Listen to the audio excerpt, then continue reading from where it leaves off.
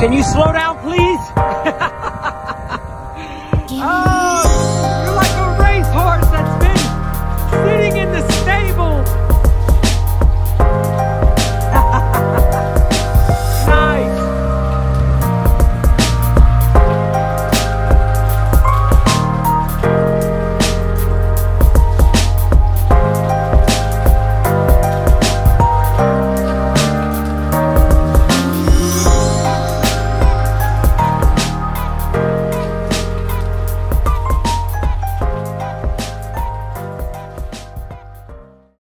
Hello and welcome back to REV Endurance Sports and another episode of the REV Show.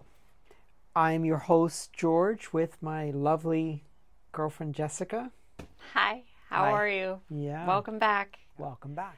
Now, just if it's your first time watching the REV Show, what we want to do is bring you a male and female perspective on topics. Sometimes, because guess what? Jess and I are together, so there's got to be a reason why we're together. So a lot of times we will be aligned as a male and a female. But there are times when, as a female, she has a different perspective than I do on a topic. So that's the premise of the show. May I also say, although the gender difference is the premise of the show, there's also another pronounced difference between us, is that George's life and career is in the bicycle and cycling industry, and I am in healthcare, and I'm just sort of like, I like riding a bike. Yeah. So my knowledge and what I can bring, to the show is that of someone who is not in the industry, just someone who likes riding a bike as much as they can. Just being a highly schooled person, being a doctor of pharmacy, and I've had multiple careers, and here I am. After MBAs and mortgage and just all kinds of different things, I wanted to own a bike shop, and that's what I want to do. Living the dream. And living the dream. I get to ride my bike. Now, a lot of bike shop owners don't get to ride their bikes, but we did something truly, truly amazing. It was October the 14th. Today's the 25th. October the 14th. Do you remember what we did? Well, since you said it was truly amazing, there's only one thing that it could possibly be, is that we served as domestiques. Yes. In the California segment or production of the Best Buddies Challenge. Yes. Yeah. It was awesome. Yeah. I was a domestique. Me, this girl right here. Yes. Who knows little to nothing about bicycles. I was invited to go, and I would like to read the mission statement from the Best Buddies organization, because it really struck a chord with me, and I think is probably going to continue to be with me as long as I'm here and riding bikes. So Best Buddies, that's Best Buddies, and their website is bestbuddies.org. Here is their mission statement. We are the world's largest organization dedicated to ending the social, physical, and economical isolation of the 200 million people with intellectual and developmental disabilities. And their mantra, which I have titled my Strava ride for that day when I was able to serve as a domestique for Best Buddies, my Strava ride is titled Inclusion, Diversity, Equity. Those are the pillars that the Best Buddies organization are built upon, and it resonates throughout everybody who works for the organization and those who donate to support the work that they do. And it was an incredible weekend. I've never ridden in Marin. It's not Marin, it's Marin County. Yep. In San Francisco. Is freaking awesome. So just, I mean, the people that we worked with, and you could get a feel for the type of environment that they promote and that they strive to develop. It's just, I had a great day. How did you feel about the staff and the folks that were, I mean, all of the staff that we interacted with? I would like to be one of the staff. That's how I felt. I just had a deep admiration and respect for what they do and why they do it. And I mean, these are people who probably could be out working corporate jobs, making, you know, who knows how many millions of dollars a year. And here they are putting their talents to a use that will benefit other people. Just nonprofit. I felt like I was home. Yeah. I loved being around the people, and it was an incredible ride. I mean, highly organized, but all that aside, just I told George, I feel like I found my charity organization for life. Almost all of us have been affected somewhere in our lives. You know, you may have a family member who is autistic or with Asperger's or somewhere on the spectrum who just needs a little more care and development than the rest of us. Yeah. And, you know, I know I have. People like us that are experienced cyclists that'll get you through that event. Yeah, I mean, I literally saw it several times throughout the event.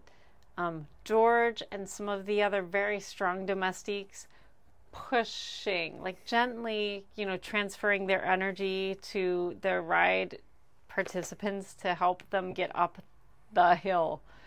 And I don't have that ability quite yet. So maybe in another couple years I'm working on it, but it is, you know, we're there to just make sure everybody has a successful, fulfilling ride.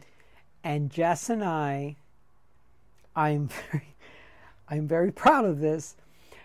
Jess and I brought the last rider in to the finish on the 72 4-mile loop. Yeah, man, this girl, she was not wearing clipless shoes. She was wearing tennis shoes with flat pedals, and she was there because... And a tiny little cassette cluster, because of course I'm the guy. I'm looking at this stuff. I'm like, oh my God. She's climbing these hills with this like 1121 cassette. And... Badass chick, man, did not quit. What was her name? The long ride. Sabrina? Sammy was her nickname. Oh, God. It was an Indian name. It was, yes. And she had very long braids. Cimarron. And, yeah, so she was there with a group that was sponsored by a rink. It was awesome. She was awesome, and she got to the finish. And we got her to the finish, and no one had to push her, by the way. No one had to push her.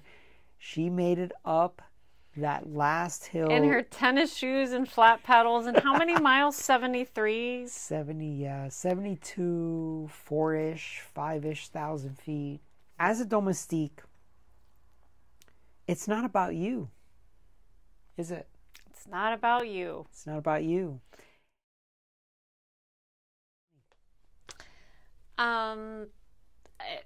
Okay, so it's awesome to visit, but I heard from the locals there that it is often overcast and kind of cooler weather, which is great, but I miss having a pretty consistent dose of sunshine. Yeah, there was no sunshine the whole ride. Now, we are remiss that we did not connect with Jay Howard or John Howard, who's got a like a court gesture type of avatar. He lives in San Jose. We were driving through there on our way to the San Francisco area. Sorry, John, we didn't hook up this time, but we will eventually hook up. And if you ever come down this way, we will host you. One of the things I want to talk about in a future video is what I call the REV experience. And the REV experience is you come to us and we will get you out on the bike. And I will make you coffee. and Jess will make you coffee. So anyway, that's a topic for another video. So this is a bike you've seen on several, if not many, of my videos. This is my Ritchey Road Logic. Now, I absolutely love this bike. There are people that love carbon bikes. Great. Thank you for watching my channel. There are people that love this Ritchey as a company or love steel bikes. Thank you for watching my channel. I got a new one. I got the new Ritchey Road Logic, and I posted an unboxing video. I also posted a first ride Shakedown video, so please look through my channel or I will post it down in the description. My friend from France, Mateo, he asked if Mathieu, please help me pronounce your name properly. And I met him at the finish of Paris vs. Paris. Really cool that I met him. He asked if the gray frame was retired. It is for the moment, but I do this often. I swap components from one bike to another, and then all of a sudden I miss that bike and I rebuild it. He made it, right? Oh, he made it. Like, he flew out here, he spent a couple days getting acclimated with us, and then he started going back east on his bike by himself. On his bike. If you have not watched the interview with Tommy, please give it a listen. The gentleman has a pacemaker. There's only a certain intensity he can do before the pacemaker kicks in. I think it was like 156 heart rate, and then it drops him down to like 58. So, I mean, it shuts him down. And this gentleman rode across the entire United States. Got it done. He got it done. He had a goal of 21 days. He did it in 19 days.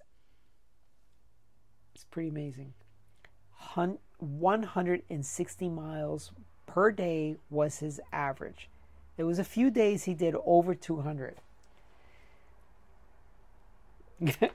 I mean, right?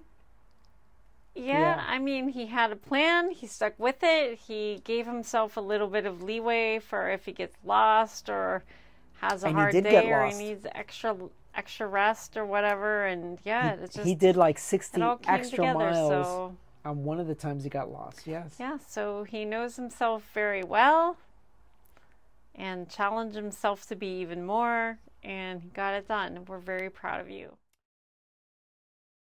Would you like to go first, my love? I would, yes. Ladies first. So, ladies first. This may not be my very favorite piece of kit, but it is an essential piece of kit. I will hold it up here for the camera to focus in on. It is a gigantic bottle of chamois cream, 32 fluid ounces, as it says on there, 946 ml. But what I particularly like about it is it has a pump dispenser that actually works. As you may or may not know, chamois cream is very, very thick, so you might have some doubt that a pump dispenser is going to work, but this one works somehow. Okay, so as a woman, you might think about things like, oh, I don't really want to get my like dirty, like bacteria covered fingers into this stock bottle of chamois cream. So I feel like the pump dispenser is much more hygienic because you can, you know, just a couple squirts on your fingers and you're not contaminating the entire bottle. Of course, as a pharmacist, aka druggist, that's always very important to maintain the integrity of a product. And personally, I can't ride without chamois cream. So anyway, this bottle will probably last me, I mean, I don't know. I guess it depends on how much I ride, but I would just estimate like a year really is what I get out of this. So good investment. Well, like anything else, the larger the quantity, the better the pricing, the better the economic value you're getting out of it. So yes, we both ride quite a bit. I ride more than Jess does, but you know, you've got multiple hands going into, you know, the little container, right? So Blah. Exactly.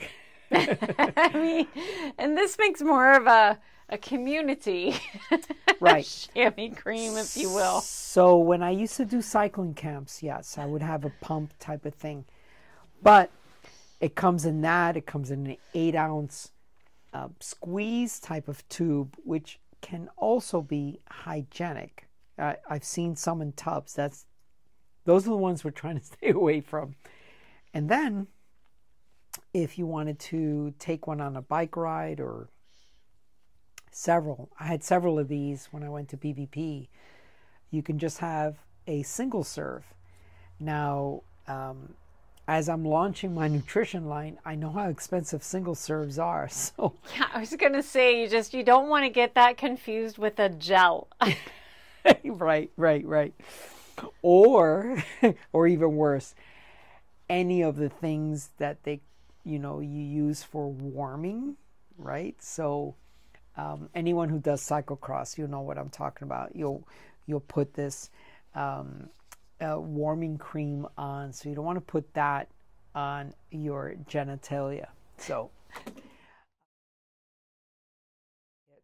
by the way, I noticed you have some macadamia cookies over there. Yes. What's going on with that? I've been waiting for you to mention these. Yep. So what's going on with that?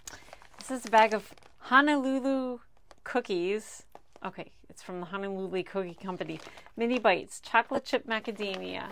And these were brought to George from a viewer named J. O'Bannon. Yes, who Jay brought us some cookies. And I've just been waiting to open them and try them. Yeah. So I'm just going to do that right now. Why don't you do that while I'm doing this? I figure that you give me the okay. So Jay, thank you, Jay. Jay lives in Hawaii.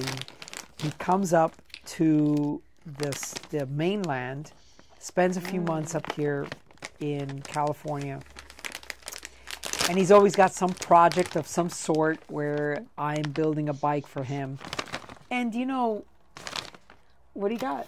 They're shaped like pineapples. Oh, no way. Let me see. They are. At first I thought maybe they were snowmen, but then it occurred to me that they do not have snowmen in Hawaii. Not in Hawaii. Maybe on top of that volcano. Probably not, though. But yeah, so it's got to be like little snowman shaped cookies. Yeah. So here's the thing about Jay. Jay got one of his bikes built by me. Jay never comes empty-handed to the shop, and I appreciate your friendship, Jay. He also brought me this Trek book, which goes through the history of Trek, their bikes, their stuff, and all their other stuff. If you ride full-fingered gloves, make a comment down below. If you only ride half-fingered gloves, make a comment down below. If you don't wear any gloves, make a comment down below. For the longest time, I didn't wear gloves. I just didn't like wearing gloves. I felt more connected to the bike not wearing gloves. What's your take? I feel more connected not wearing gloves, but over the long haul, I like wearing gloves because it keeps my bar tape cleaner. Yes.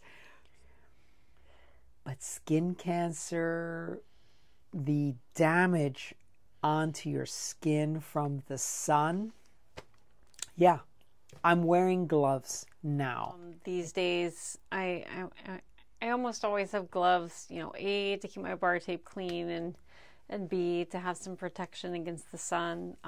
The skin on your hand, on the back of your hands, is very thin, and as we age, you're gonna start to show Lots of skin damage. So, yeah. Let's talk about my favorite piece of kit. I love these Pearl Izumi gloves. Now, these are full-fingered gloves, right? So again, this is kind of going, I mean, if you're on one spectrum where you don't wear gloves, to go to the other spectrum where you always wear gloves, I almost always now wear a full-fingered glove. For some reason, I don't like that tan line across my fingers. This glove has minimal padding on the bottom. I don't like a lot of padding on my gloves. I think the shape of the bar is far more important than the padding on my glove. I also think your bike fit is far more important than padding on your glove. I love the e-touch on this glove. I mean, we've got certain gloves that are a... Yeah, the e-touch is basically like it's fiction. Like I buy gloves and they're e-touch for a couple of washes, and I wash them with care. I hang them to dry. They never go in the dryer, and eventually like the stuff falls off. And this morning, for instance, I'm there with a pair of scissors, literally cutting a small hole out of the index finger of my glove so that I can record George while we're riding today. So yeah, e-touch is a, you know. It's a myth.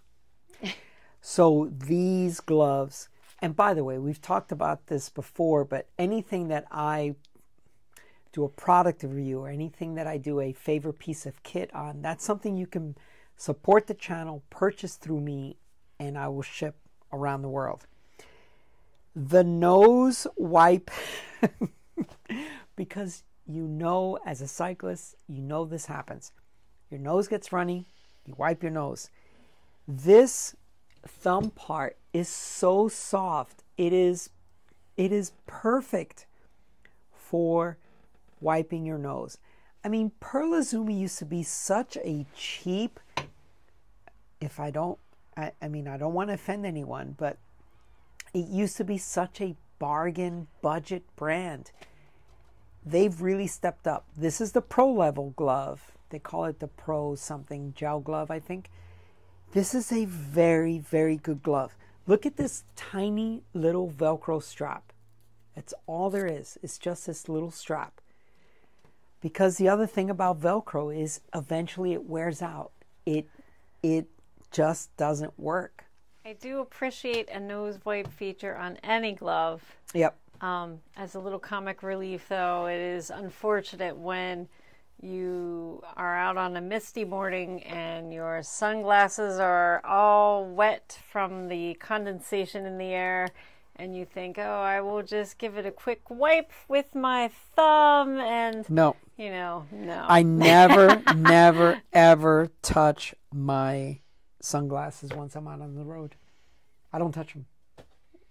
Until I get to another sink, running water, and soap. I don't touch my glasses the whole time I'm riding my bike. Because I'm just smudging shit all over them. I mean, I gotta say, I used to have that philosophy as well, but just a couple weeks ago, I was on a very misty early morning ride, and I had my sunglasses down. I couldn't see anything, and I'm like, well, I'm either going to crash right now because I can't see anything or the riders I'm with, or I'm just going to, wipe it and we'll see what happens. And I wiped it, and you know what? my vision improved like 80%. And I was Good. like, okay, good. Yeah. In those circumstances, boom, I just put them up and go with the raw eye look. Sometimes I'm holding onto the bars with both know. hands, and I'm in the pace line, and it's maybe not the best time for me to Oh go. my God, you got a front flat in a pace line, and you kept it upright and pulled over. That was amazing. Yeah, well, we were just taking off from a red light, so we weren't really technically up to pace yet, so I think I had that going for me. Yeah, yeah. Well, good for you. The 10-second rule. Oh! We were riding out this morning, heading out, and George, on the fly, if you will, started, he reached into his back pocket, got a little snack, unwrapped it, took a bite, and he was ahead of me, and I saw after he took one bite, like 3/4 of the rest of his snack dropped to the road, and I pedaled by it, and it was laying there, and George was like, oh, no, I need that nutrition. It's very valuable. So, we pulled over, and George went back, and it did not go to waste. I didn't eat it, but I would have. I mean, it's the 10-second rule, or maybe 20 if you're feeling a little generous. So, yes. So here's the thing. Here's what happened. I was eating a waffle. And if anyone has eaten, a Stroop waffle, They're so good. Yes, a Rip Van waffle, or whatever they call those, and then a honey stinger waffle, they break apart very easily. I pulled it out of my pocket. Left hand on the handlebar, right hand eating the waffle. There is this big piece of debris on the road that will cause an issue for Jess behind me. So I'm left hand on the bar. I'm eating with this hand, and I'm like, oh, I need to point to this thing on the road. And as I point, the thing breaks off. And I'm like, heck no. There goes 3/4 of your planned nutrition strategy for the day. So question for you. Would you have turned back? Now, we were cresting a hill, and I said, you know what? That's part of my nutrition plan. I've got X amount of calories in my bottles, X amount of calories in my pockets. We're going on this 4-hour ride. That's part of my nutrition. So we turned around and went back. So the question for you is, and by the way, 10-second rule, right? Because we're making a joke about the 3-second rule that normally is you're standing there, you're not doing any physical activity, you're maybe at a barbecue and you're standing there and something falls to the floor and you pick it up. So now it's 10-second rule because we've got to make a U-turn and go back. Would you? Yep, I would. Yeah, of course. Yeah, no, for sure. Right? Because, it's... That stuff's expensive, too. Yeah, I know. Bike specific. It's like dropping packaging. 2/4 on the road. You'd go back for 2/4. Oh, it's more than that. I mean, these little waffles are like $2-3. Well, for half the waffle. Yeah. So the question for you is, what's it worth to you? What would you go back for? And would you put it in your mouth? What have you gone back for, and would you put it in your mouth? Yes, for sure. Jess, bibs or shorts? Bibs. And if you're female, bibs have come a long way. They make tons of bibs that you just pull down, just like shorts. You pull them down, you do your thing, and then you pull them back up. You do not need to do the unzipping or anything up top, and they're awesome. When I first started riding, I would wear shorts. And a few people, now this is, back in early 90s, and a few people said, why do you wear shorts? And I didn't even know bibs existed. And I said, what do you mean? I'm wearing shorts. Aren't you wearing shorts? And they would say, or they said, no, and they pull up their jersey and they're like, no, we're wearing bibs. And these were really nice people, so they were willing to educate me along the way. So the thing is, you got your number one, you got your number two situation in the porta potty, and this is what Jess was talking about. Now there are shorts, or I should say bibs, that you just pull down. The straps are still on your shoulders. And actually, if you don't know what we're talking about, let's just talk about this real quick. So here is what I call a bib short, right? So you have these straps going over your shoulder, and down you have a panel along the back. Now, the argument for bib shorts is they sit in in the same place throughout your entire ride. They are supported by those straps. They are snug up against your body. They stay in one place, and I've talked about this in a previous video where shorts kind of like sag a little bit. Maybe your jersey may ride up a little bit, maybe, and that becomes unsightly from behind. So